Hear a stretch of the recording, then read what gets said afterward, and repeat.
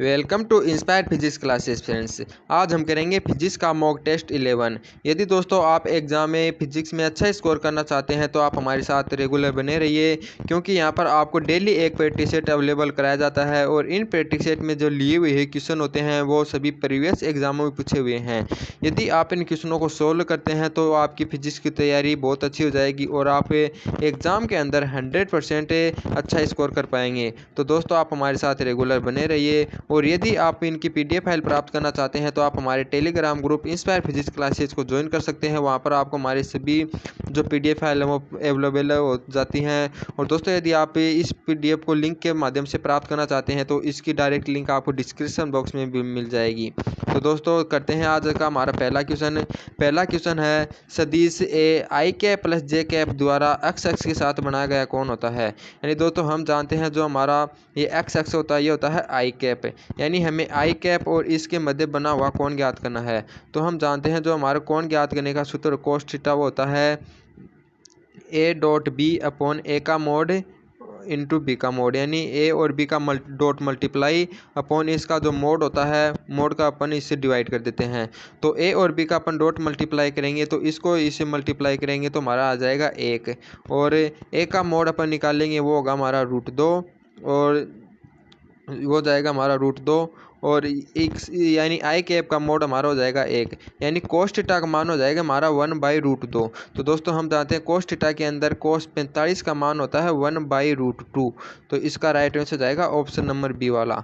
अब है next question, एक कण पर एफ 5 आई कैप प्लस 3 जे कैप न्यूटन बल लगाने पर वह मूल बिंदु से एक दूसरे पर जिसकी स्थिति 2 आई कैप प्लस माइनस A1 जे कैप मीटर है यानी विस्थापित होता है, तो कण पर किया गया कार्य, यानी दोस्तों हमें बताया गया है कि ये इस बल के द्वारा जो कण के अंदर जो विस्थापन होता है वो ये दिया हुआ है, और इस विस्थापन के कारण जो कार्य का मान कार्य हुआ है इस विस्थापन के अंदर वो हमें निकालना है। तो दोस्तों हम जानते हैं जो हमारा कार्य होता है वो होता है बल गुणा विस्थापन है F/d, यानी बल और विस्थापन का डॉट मल्टीप्लाई होता है, यानी इसको अपन F/d cos थीटा भी बोलते हैं। तो दोस्तों इन दोनों का डॉट मल्टीप्लाई करेंगे तो हमारा वर्क आ जाएगा। तो डॉट मल्टीप्लाई करते हैं तो 5 को 2 से करेंगे तो हमारा हो जाएगा 10, और 3 को -1 से करेंगे तो हो जाएगा -3। तो दोस्तों इसको आगे निकालेंगे 10 में से 3 तो हमारा जाएगा 7, यानी 7 जूल, यानी जो हमारा किया गया कार्य हो जाएगा तो हो जाएगा इसका right answer option number C, यानी +7 जूल। अब है नेक्स्ट क्वेश्चन है, जब एक 30 हर्ट्ज आवृत्ति की ध्वनि किसी माध्यम से गुजरती है तो माध्यम के कण का अधिकतम विस्थापन 0.1 सेंटीमीटर होता है, तो कण का अधिकतम वेग होगा। तो दोस्तों हमें कण का अधिकतम वेग बताना है, यानी उसकी आवृत्ति दी हुई है हमें μf, और दोस्तों उसका जो अधिकतम विस्थापन है इसको अपन आयाम भी मान सकते हैं, यानी जो अधिकतम विस्थापन होता है उसे आयाम कहते हैं, वो हमें दिया हुआ है 0.1 सेंटीमीटर। तो हमें अधिकतम वेग बताना है। तो दोस्तों जो वेग होता है कण का वो हम जानते हैं SHM के अंदर जो वेग होता है उसका फॉर्मूला होता है ω/a, यानी कि कोई कण होता है वह अधिक कंपन करता है सरल आवर्त गति में तो उसका वेग होता है ω/a। ओमेगा होता है कोणीय आवर्ती, ए होता है आयाम। तो हमें कोणीय आवर्ती को अपन लिख सकते हैं 2πf, और ये इंटू आयाम हो जाएगा। तो दोस्तों आवर्ती होगी यहाँ पर, यानी कि जो हमारी कोणीय आवर्ती का फॉर्मूला होता है वो होता है 2πf। तो इसके अंदर अपन मान को इनपुट करते हैं तो हमारा जाएगा 2πf का मान हमें दिया हुआ है 300, और ए अधिकतम विस्थापन दिया हुआ है 0.1 सेंटीमीटर। इसको अपन हल करते हैं तो ये 300 को 2 से मल्टीप्लाई करेंगे तो हो जाएगा हमारा 600, 600 को 0.1 से मल्टीप्लाई करेंगे तो हो जाएगा हमारा 60। तो राइट आंसर हो जाएगा 60 पाई सेंटीमीटर पर सेकेंड। तो इसका राइट आंसर हो जाएगा ऑप्शन नंबर ए। अब देखते हैं नेक्स्ट क्वेश्चन, हाइगेन के तरंग सिद्धांत द्वारा स्पष्ट नहीं किया जाता, यानी कि दोस्तों जो हाइगेन्स वेव थ्योरी होती है उसके द्वारा क्या एक्सप्लेन नहीं किया जा सकता। तो दोस्तों जो हाइगेन्स का जो सिद्धांत होता है वो हमारा जो प्रकाश की तरंग प्रकृति होती है उसको बताता है, यानी तरंग प्रकृति को स्पष्ट करता है। और दोस्तों जो हमारा प्रकाश विद्युत प्रभाव होता है वो प्रकाश की कण प्रकृति पर आधारित होता है। तो इसका राइट आंसर हो जाएगा ऑप्शन नंबर सी, यानी जो प्रकाश का व्यक्तीकरण, विवर्तन और ध्रुवण, ये तीनों जो नियम होते हैं वो किस पर आधारित होते हैं? प्रकाश की तरंग प्रकृति पर आधारित होते हैं। ये तीनों तरंग प्रकृति को स्पष्ट करते हैं। और जो हाइगेंस का सिद्धांत होता है वो भी तरंग प्रकृति पर आधारित होता है, लेकिन जो प्रकाश विद्युत प्रभाव होता है वो जो कण प्रकृति होती है प्रकाश की, उस पर आधारित होता है। यानी कि प्रकाश यानी छोटे छोटे कणों के रूप में पाया जाता है, उसकी जो कण प्रकृति होती है उस पर आधारित होता है प्रकाश विद्युत प्रभाव। तो इसका राइट आंसर हो जाएगा ऑप्शन नंबर सी। दोस्तों याद रखना, प्रकाश होता है उसकी दो प्रकृति होती है, यानी प्रकाश द्वैत प्रकृति का होता है। एक तो होती है उसकी तरंग, एक होती है कण प्रकृति।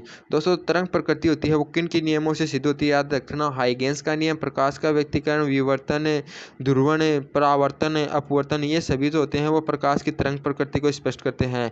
बल्कि जो हमारे अन्य नियम होते हैं, यानी प्रकाश विद्युत प्रभाव, रमन प्रभाव, कॉम्पटन प्रभाव, ये सभी तो नियम होते हैं वो प्रकाश की कण प्रकृति को आधारित होते हैं, यानी उसको स्पष्ट करते हैं। तो यहाँ पर जो इसका राइट आंसर हो जाएगा वो हो जाएगा सी। अब है नेक्स्ट क्वेश्चन है, क्षुद्र ग्रह होते हैं। देखिए दोस्तों, क्षुद्र ग्रह होते हैं यानी एस्ट्रॉइड्स होते हैं, वो क्या होते हैं? क्षुद्र ग्रह जो होते हैं पृथ्वी और शुक्र के बीच में जो स्थित यानी स्थित होते हैं वो होते हैं। देखिए दोस्तों, क्षुद्र ग्रह होते हैं इनकी हमारी पृथ्वी के जो सूर्य होता है उसके चारों ओर अनेक ग्रह यानी चक्कर लगाते हैं। तो दोस्तों उनके बीच में यानी कोई अन्य अन्य छोटे छोटे ग्रह होते हैं, यानी इनका जो मलबा होता है, मलबा ही बोलते हैं, वो भी पृथ्वी और शुक्र के मध्य में स्थित जो कक्षा होती है उसके अंदर बहुत सारा जो मलबा होता है वो चक्कर लगाता रहता है। तो दोस्तों मलबा होता है उसको बोलते हैं अपन क्षुद्र ग्रह। ये कई बार पृथ्वी पर आकर भी गिरता है, उसको बोलते हैं एस्ट्रॉइड्स, यानी क्षुद्र ग्रह होते हैं। इसका राइट आंसर हो जाएगा, जो छोटे छोटे ग्रह होते हैं वो पृथ्वी और शुक्र के बीच में स्थित होते हैं वो क्या कहलाते हैं? हमारे क्षुद्र ग्रह कहलाते हैं। तो इसका राइट आंसर हो जाएगा ऑप्शन नंबर सी। अब है नेक्स्ट क्वेश्चन है, उष्मीय प्रतिरोध की विमा होगी। देखिए दोस्तों, उष्मीय प्रतिरोध होता है उसका फॉर्मूला क्या होता है कि यानी कोई हमें चालक दिया हुआ है, इसके दोनों सिरों पर जो टेम्परेचर में परिवर्तन होता है यानी डेल्टा टी, और इसके अंदर जो उष्मा परिवहन की दर होती है यानी Q/T उष्मा की दर होती है, इसके अनुपात को अपन क्या कहते हैं? उष्मीय प्रतिरोध। यानी जो उष्मीय प्रतिरोध R होता है वो होता है यानी कि दो हमारे जो दिए हुए हैं, इनको चालक दिया हुआ है, इसके दोनों सिरों पर टेम्परेचर में परिवर्तन और उष्मा की जो दर होती है उसके जो अनुपात होता है उसको कहते हैं अपन उष्मीय प्रतिरोध। तो यहाँ से अपन इसका जो विमा होती है वो निकाल सकते हैं, क्योंकि जो टेम्परेचर होती है उसकी विमा होती है केल्विन। इसको अपन डिवाइड करेंगे, जो ये उष्मा की होती है वो होती है हमारी M1 L2 और T-2। और दोस्तों ये नीचे सेकंड दिया हुआ तो सेकंड ऊपर जाकर के ये हो जाएगा यहाँ पर T1। तो इसको अपन हल करते हैं, M1 ऊपर जाकर हो जाएगी हमारा M-1 और ये L2 जाकर हो जाएगी L-2 और ये T-2 ऊपर जाकर 1 हो जाए प्लस की हो जाएगी और एक जुड़ जाएगा तो हो जाएगा T3 और एक K हमारा बच जाएगी ऐसे के ऐसे, तो हो जाएगी M-1 L-2 T3 into K। तो इसका राइट आंसर हो जाएगा ऑप्शन नंबर ए, यानी M-1 L-2 T3 और K। तो उष्मा प्रतिरोध की विमा होगी। यदि आपको इनके फॉर्मूले याद होते हैं तो दोस्तों आप इनकी मात्रक भी निकाल सकते हैं, विमा भी। तो याद रखना इनका फॉर्मूला जो उष्मीय प्रतिरोध होता है वो किसी चालक का उष्मीय प्रतिरोध क्या होता है कि इसके दोनों सिरे पर जो टेम्परेचर होता है उसमें परिवर्तन है और इसके अंदर जो उष्मा परिवहन की दर होती है यानी Q/T उष्मा की दर, उसी के अनुपात को अपन क्या कहते हैं? जो हमारा उष्मीय प्रतिरोध होता है ये कहते हैं। तो इस फॉर्मूले से अपन विमा निकाल सकते हैं, डायमेंशन हो जाएगी इसकी ऑप्शन नंबर ए वाली।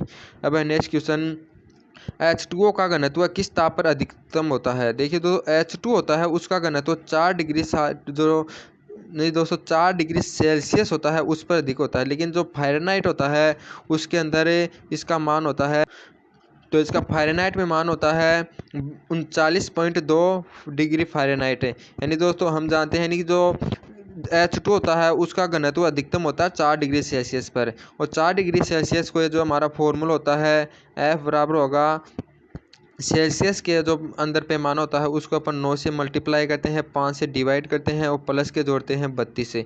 इस फॉर्मूले में अपन इसका मान 4 रखेंगे तो 4 और 9 को यानी कि इसको लगभग अपन 2 मान सकते हैं। इसको अपन सोल्व करेंगे तो हमारा राइट आंसर निकल कर आएगा 39.2 डिग्री सेल्सियस। तो इसका राइट आंसर हो जाएगा ऑप्शन नंबर बी वाला। अब है नेक्स्ट क्वेश्चन है, कौन सा उष्मागतिकी फलन नहीं है? तो दोस्तों उष्मागतिकी फलन यानी थार्मोडायनेमिकल फंक्शन कौन सा नहीं है? देखिए तो डायनेमिकल फंक्शन कौन से होते हैं वो बता देता हूँ। वे फंक्शन यानी वे पद फलन जो पथ पर निर्भर नहीं करते, यानी कि ये जो यानी कि किया गया वह दो बिंदुओं के मध्य, यानी कि वो फलन पथ पर निर्भर नहीं करता, ओनली अंतिम और प्रारंभिक बिंदुओं पर निर्भर करता है। वो जो हमारे फंक्शन होते हैं वो होते हैं ऊष्मागतिकी फलन। लेकिन हमें पूछा है कि कौन सा फलन नहीं है, तो दोस्तों जो पथ पर निर्भर करेगा वो ऊष्मागतिकी फलन नहीं होगा। तो हम देखते हैं इनके ऑप्शनों को। देखिए जो एंथैल्पी होती है, एंथैल्पी का जो फॉर्मूला होता है वो हम जानते हैं कि NCV इंटू डेल्टा टी होता है। तो यानी कि डेल्टा टी का मतलब होता है टेम्परेचर के अंतिम और प्रारंभिक बिंदुओं पर निर्भर करता है, यह पथ पर निर्भर नहीं करता। और जो गिब्स ऊर्जा होती है वह भी पथ पर निर्भर नहीं करती, और जो आंतरिक ऊर्जा होती है वो भी पथ पर निर्भर नहीं करती।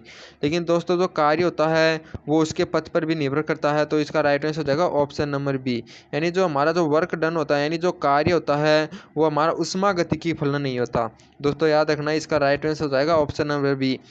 कई बार एग्जाम में पूछा जा चुका है कि ऊष्मागतिकी का कौन सा फलन, यानी कि ऊष्मागतिकी का फलन नहीं है निम्न में से, तो हो जाएगा कार्य, यानी जो वर्क डन होता है वो पथ पर भी निर्भर करता है, यानी कि अंतिम और प्रारंभिक बिंदुओं पर तो निर्भर करता है, और ऊष्मागतिकी के अंदर वह पथ पर भी निर्भर करता है। तो पथ पर निर्भर करने के कारण यह जो वर्क डन होगा वह ऊष्मागतिकी का फलन नहीं होगा।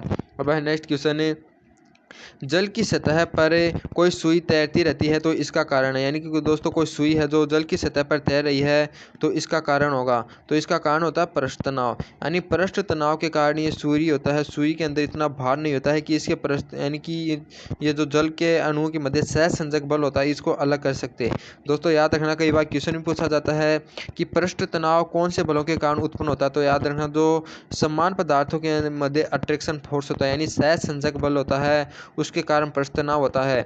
और जो सुई का भार होता है इसका जो सहसंजक बल होता है उसको नहीं तोड़ पाता, यानी कि सुई उस पानी के ऊपर ही तैरती रहती है बहुत हल्की होने के कारण, क्योंकि पृष्ठ तनाव को वह पार नहीं कर पाती। तो सरफेस टेंशन होती है, सरफेस टेंशन, उसके कारण क्या होती है, जो सुई होती है वो उसकी सतह पर तैरती रहती है।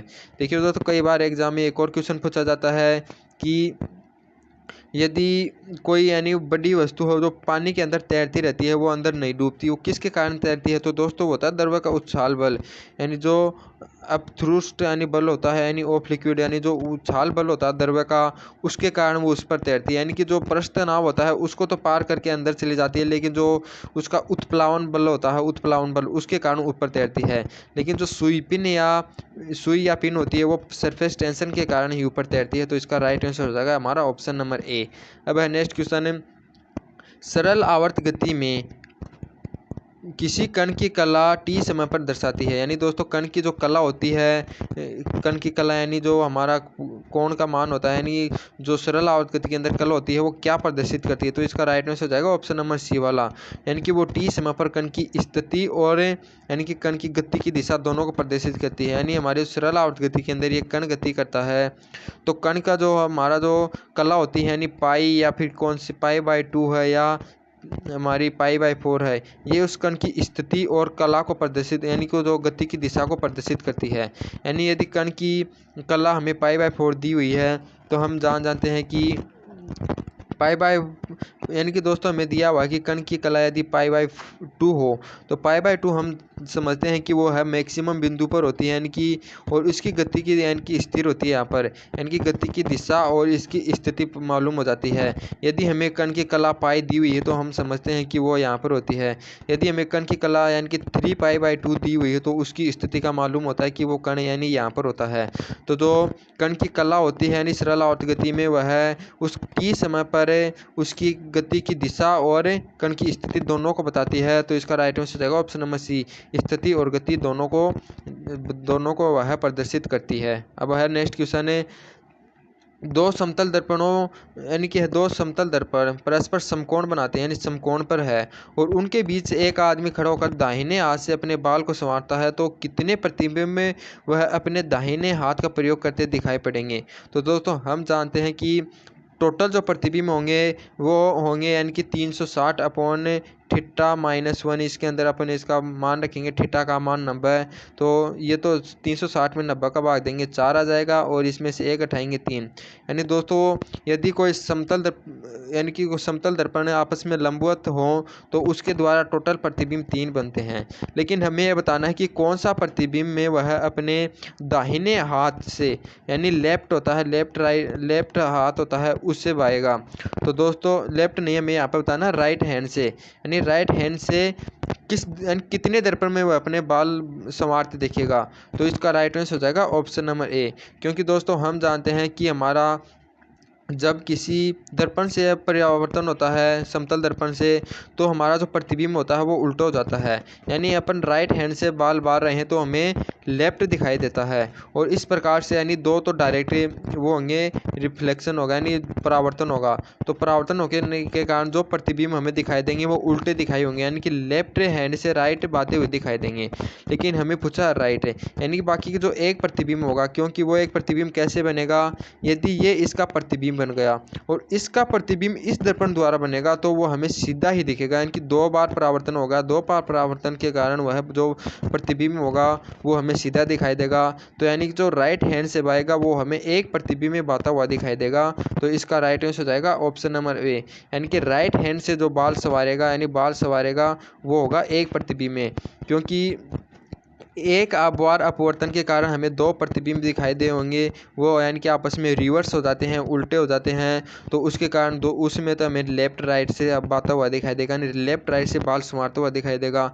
बल्कि जो एक प्रतिबिंब होगा या तो इस प्रतिबिंब द्वारा इससे बनेगा या इस प्रतिबिंब द्वारा इससे बनेगा। वो जो एक प्रतिबिंब होगा वो हमें राइट हैंड से बाता हुआ दिखाई देगा। तो इसका राइट आंसर हो जाएगा ऑप्शन नंबर बी।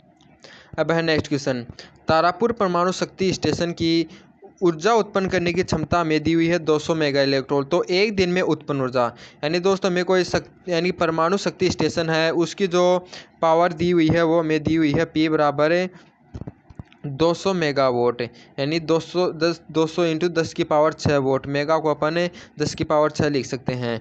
और दोस्तों हमें जो समय दिया हुआ है, यानी कि एक दिन में उत्पन्न ऊर्जा, तो हम जानते हैं एनर्जी का जो फॉर्मूला होता है वो होता है शक्ति गुणा समय, यानी पावर इनटू टाइम।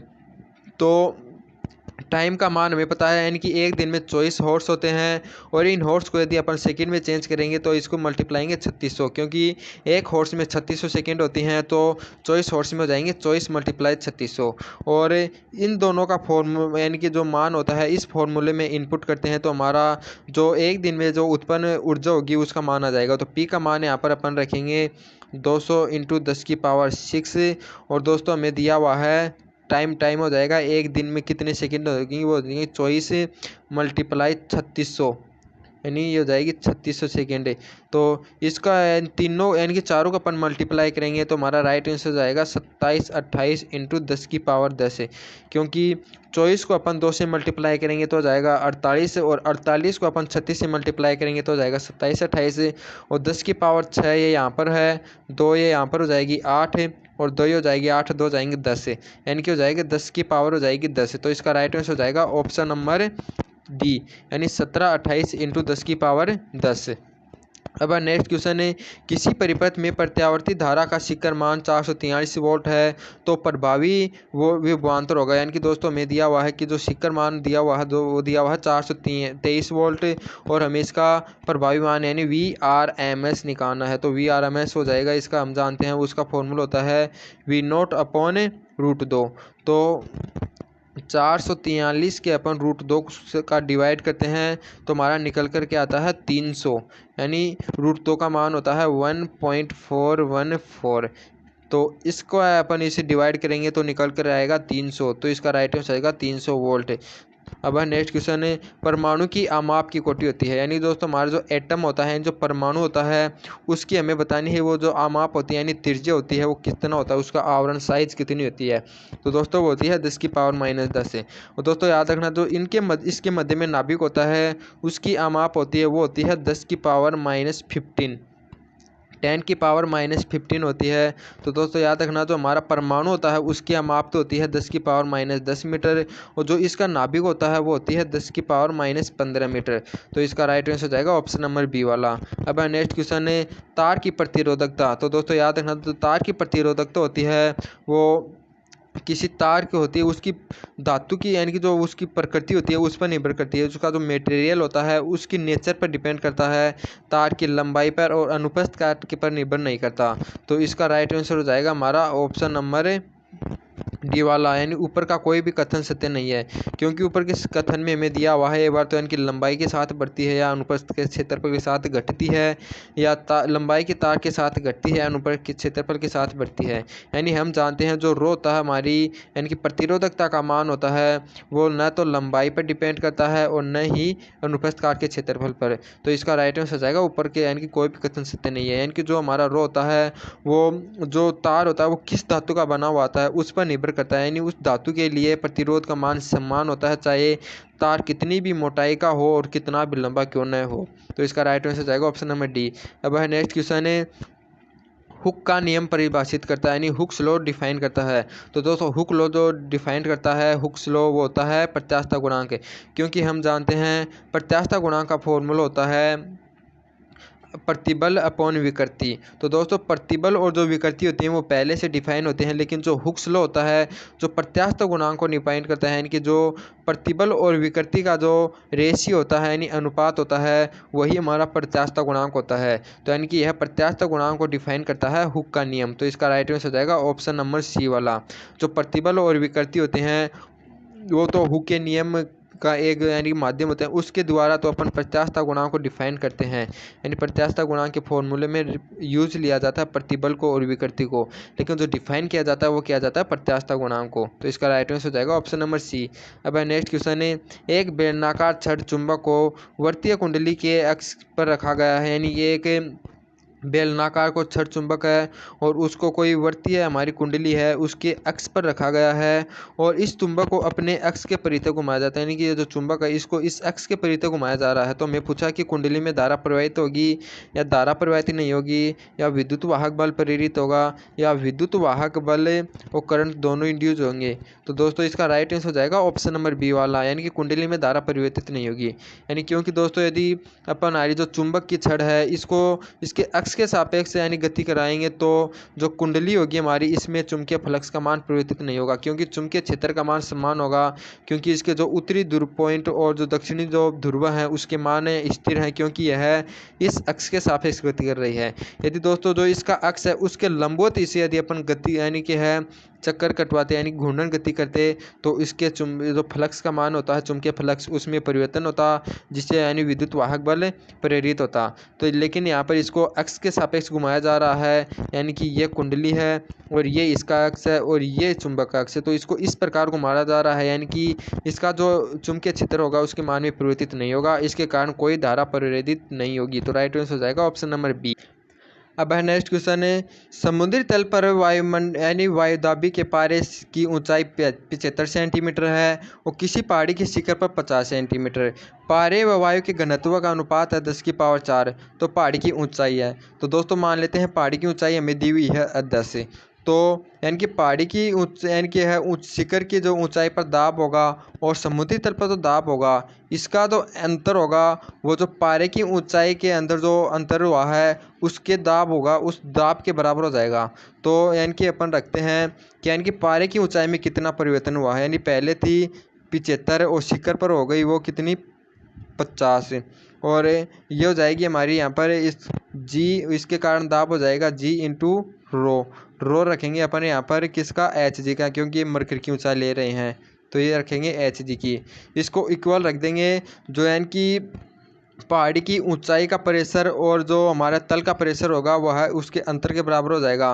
तो एच ऊंचाई पर जो प्रेशर हो जाएगा वो हमारा जाएगा रो जी एच, यानी रो होगा यहाँ पर एयर के लिए और एच का मान यहाँ पर हाइट यानी मान लो पृथ्वी जो हमारा पहाड़ी है पहाड़ी की ऊंचाई एच है और ये हो जाएगा जी, और जो समुद्री तल पर हमारा दाब होगा वो उसके लिए हाइट का मान अपन रखेंगे 0 तो हो जाएगा हमारा 0। तो दोस्तों यहाँ से अपन इसको आगे सोल्व करेंगे तो जी से जी हमारा यहाँ से कैंसिल हो जाएगा और रो ए यहाँ पर डिवाइड हो जाएगा तो एच का मान यहाँ पर हमारा निकल कर आ जाएगा 25 अपॉन यहाँ पर दोस्तों हो जाएगा रो एच, ये इधर हो जाएगा रो एच जी अपॉन रो ए। तो इसका अनुपात हमें दिया हुआ है 10 की पावर 4 और दोस्तों यानी कि ये सेंटीमीटर है। इसको मीटर में परिवर्तित करने के लिए यहाँ पर करेंगे पर इसको -2 से मल्टीप्लाई। तो यहाँ पर जो -2 और ये 4 है तो ये हमारा तो आंसर बचेगा हो जाएगा 25 × 10 की पावर 4। 25 × 10 की पावर 2 बचेगी, या इसको अपन लिख सकते हैं 2.5 किलोमीटर। यानी कि दोस्तों यहाँ पर पॉइंट लगा देंगे तो ये पावर हो जाएगी 3 और तो इसको 3 लिखने के बाद यानी हम जानते हैं कि 1000 मीटर में होता है 1 किलोमीटर, तो हो जाएगा 2.5 किलोमीटर। तो इसका राइट आंसर हो जाएगा ऑप्शन नंबर बी वाला। अब है नेक्स्ट क्वेश्चन है, पृथ्वी के केंद्र पर वस्तु का भार होगा। यानी दोस्तों पृथ्वी का केंद्र होता है उस पर पृथ्वी का भार होता है 0, क्योंकि वहाँ पर पृथ्वी के केंद्र पर गुरुत्वीय त्वरण का मान होता है 0। अब है नेक्स्ट क्वेश्चन है, दंड चुंबक के लिए चुंबकीय प्रेरण की बल रेखाएं उत्तरी ध्रुव से निकलती हैं तथा दक्षिणी ध्रुव पर समाप्त होती हैं। दंड चुंबक के भीतर और बाहर सतत होती हैं, उसके केंद्र से वर्तीय पथ पर निकलती हैं या उत्तरी ध्रुव से केवल उत्सर्जित होती हैं जैसे प्रकाश विद्युत के कण। तो दोस्तों इसका राइट आंसर हो जाएगा कि जो चुंबकीय प्रेरण बल रेखाएं होती हैं वो होती हैं चुंबक और भीतर और बाहर होती हैं वो सतत होती हैं।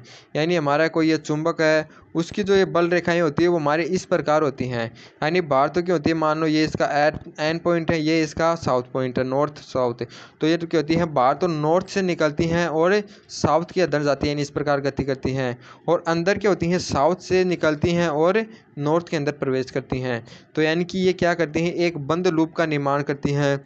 यानी कि ये कहीं पर भी टूटती नहीं है, ये कंटिन्यूसली होती हैं सभी जगह पर। तो इसका राइट आंसर हो जाएगा दंड चुंबक के भीतर व बाहर सतत होती हैं। देखिए दोस्तों एक ऑप्शन ने हमें दिया हुआ कि यह वर्त के केंद्र से वर्त होती हैं। यानी दोस्तों जो चुंबक का केंद्र होता है उससे वो यानी कि केंद्र यानी वर्तीय नहीं होती, क्योंकि यहाँ पर ये जो चुंबक के अंदर ये आपस में समांतर होती हैं बल रेखाएं और उसके बाहर ही इस प्रकार से वर्तीय पथ पर गति करती हैं, इसलिए ये उसका जो पूर्ण पथ होगा वो वर्तीय पथ पर नहीं होगा।